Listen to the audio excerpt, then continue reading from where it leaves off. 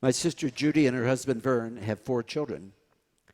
And some years ago, when those kids were still elementary age, they invited me to join them on a 2-week camping trip in the New England states.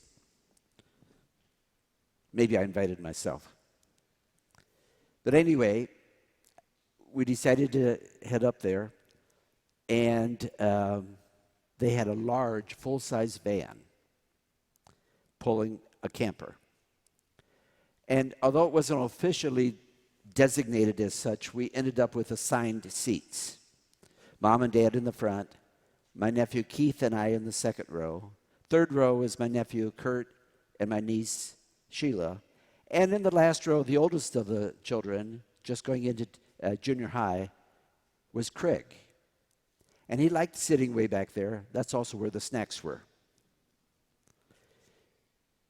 These kids were good travelers and seasoned campers. So it was kind of fun. But I quickly learned, traveling with a bunch of kids, you have to be careful. The first thing I discovered is you can't wear sandals when you're sitting in the car because my feet got stepped on so often I had black and blue toes. I also realized if I wanted that second cup of coffee after breakfast in the morning, I had to drink it quickly and I couldn't take it with me into the van. I would end up wearing it.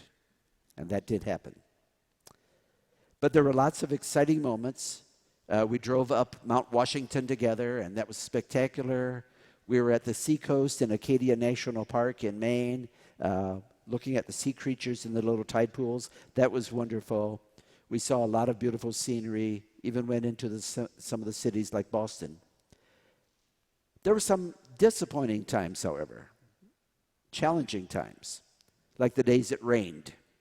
If you're camping, raining is always troublesome.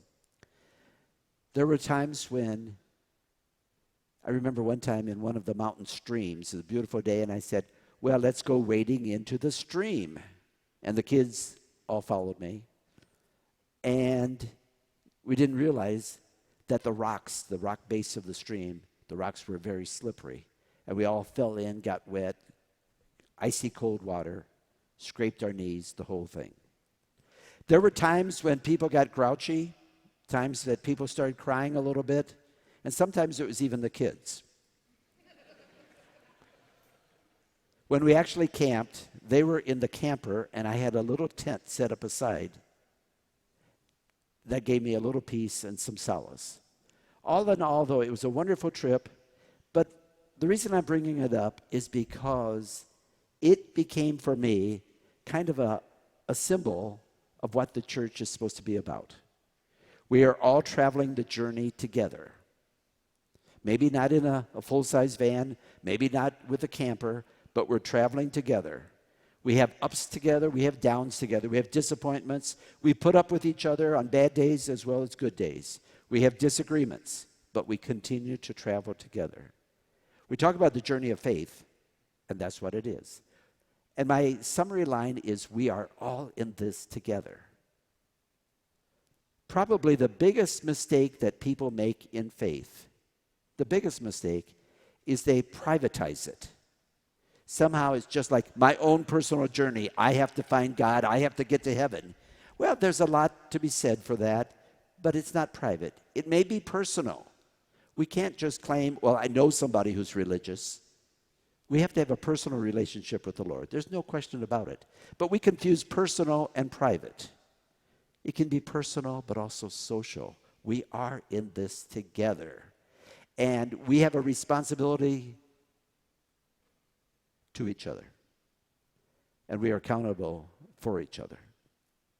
And that becomes eminently clear in this gospel passage I just read from chapter 16 of Matthew's gospel. Matthew's gospel has taken us through a lot of things. We've had parables, we've had miracle stories, we've had the multiplication of loaves and fish, Jesus walking on the water, we've had the Beatitudes, a lot of wonderful things. So as we get through, Jesus talks to his disciples, and he's basically saying, you are the group that I've been calling. Now, let me help you learn how to be church, how to live as a group. And he basically says two things. what we call fraternal correction. If somebody's going off the path, how do you bring them back? And then the second thing he says towards the end, where two or three gather in my name, I'm there. Raise your voices in prayer together. So let me quickly address both of those. This first thing about fraternal correction, it's used as an excuse sometimes for people to say awful things to other people. And they might even say, well, nobody else would tell you the truth about you, but I'm going to tell you, but it's for your own good.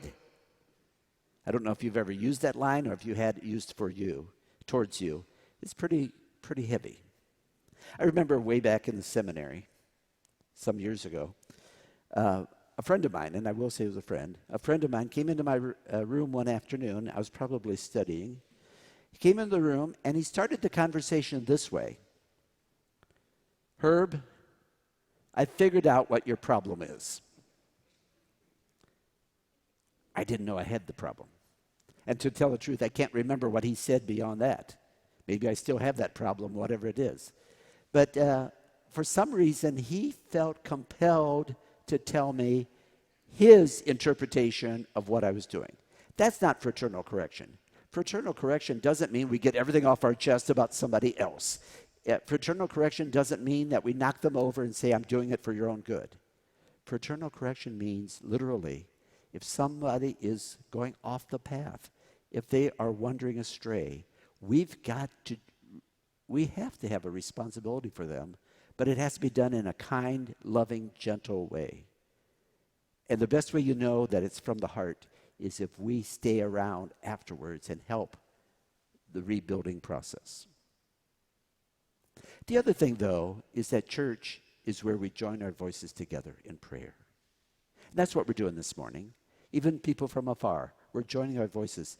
Perhaps the most overlooked part of Sunday Mass are the petitions, which are really called the general intercessions or the universal prayer. It's a universal way of praying for everybody, and we voice it as one with the response, Lord, hear our prayer. We make it our own prayer. So it's not just a private prayer for somebody who is sick, which is good to pray for, but we pray with each other for those big concerns that affect all of us or a sizable part of the world.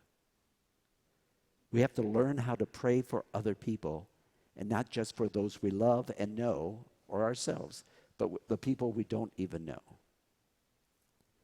We are all in this together. This is our journey of faith, and we continue it every day.